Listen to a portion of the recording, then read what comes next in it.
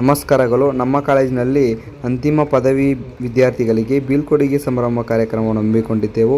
ಈ ಕಾರ್ಯಕ್ರಮದಲ್ಲಿ ಮೊದಲಿಗೆ ಸಂಪನ್ಮೂಲ ವ್ಯಕ್ತಿಗಳು ಹಾಗೂ ಪ್ರಾಂಶುಪಾಲರು ಹಾಗೂ ಶಿಕ್ಷಕರು ಎಲ್ಲರನ್ನೂ ಸ್ವಾಗತಿಸುತ್ತಾ ನಂತರ ಕಾಲೇಜಿನ ಅಂತಿಮ ವಿದ್ಯಾರ್ಥಿಗಳಿಗೆ ಪೆನ್ನು ಮತ್ತು ಹೂವು ಕೊಡುವ ಮುಖಾಂತರ ಎಲ್ಲರನ್ನೂ ಸ್ವಾಗತಿಸಿ ಕಾರ್ಯಕ್ರಮವನ್ನು ಆರಂಭಿಸಿದರು. ಈ ಕಾರ್ಯಕ್ರಮದ ಚಾಲನೆಯನ್ನು ಪ್ರಾರ್ಥನೆ ಮೂಲಕ ಪ್ರಾರಂಭಿಸಿದರು.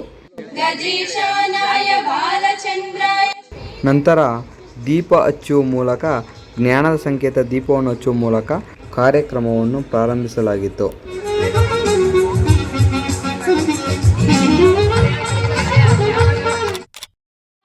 ನಮ್ಮ ಹೆಮ್ಮೆಯ ನಾಡಗೀತೆಯನ್ನು ಹಾಡುವ ಮುಖೇನ ಎಲ್ಲರೂ ಎದ್ದು ನಿಂತು ಗೌರವಿಸಿ ನಾಡಗೀತೆಯನ್ನು ಹಾಡುತ್ತಿದ್ದೆವು.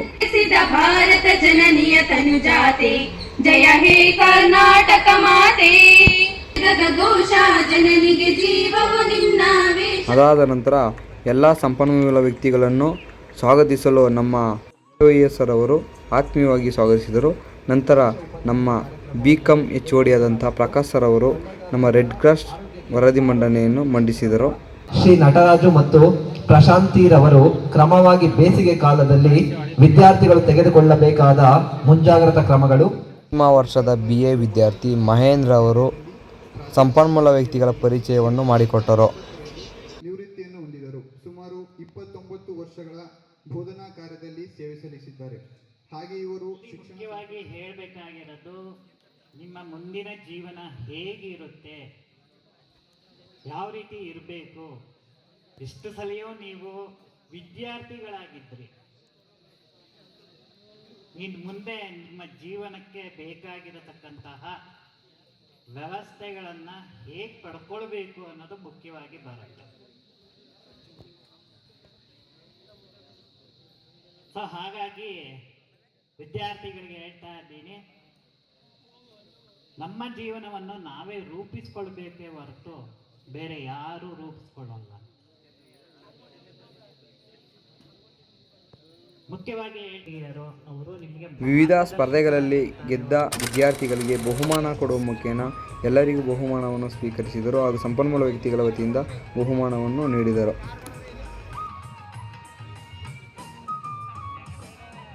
ಕೊನೆಗೆ ನಿಮ್ಮ ಅನಿಸಿಕೆಯನ್ನು ವ್ಯಕ್ತಪಡಿಸಿರಪ್ಪ ಅಂದರು. ಯಾರೂ ಸಹ ಎದ್ದೋಗಿಲ್ಲ. ಆದ್ದರಿಂದ ನಾನು ಹೋಗಿ ನನ್ನ ಅನಿಸಿಕೆಯನ್ನು ವ್ಯಕ್ತಪಡಿಸಿದೆ. ಹೇಳ್ಬೇಕಂದ್ರೆ ಪದಗುಂಜನೆ ಸಾಲದು.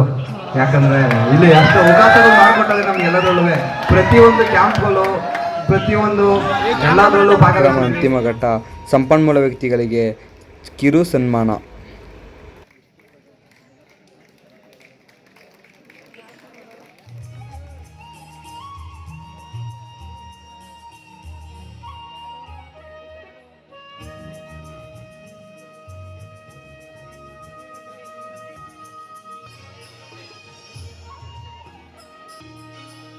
ನಂತರ ಎಲ್ಲರಿಗೂ ಲಘು ಭೋಜನ ಏರ್ಪಡಿಸಲಾಗಿತ್ತು. ಅದ್ಭುತ ಭೋಜನ. ಅದಾದ ನಂತರ ಎಲ್ಲರೂ ಕಾತುರದಿಂದ ಕಾದು ಕುಂತಿರುವಂಥ ಸಾಂಸ್ಕೃತಿಕ ಕಾರ್ಯಕ್ರಮ.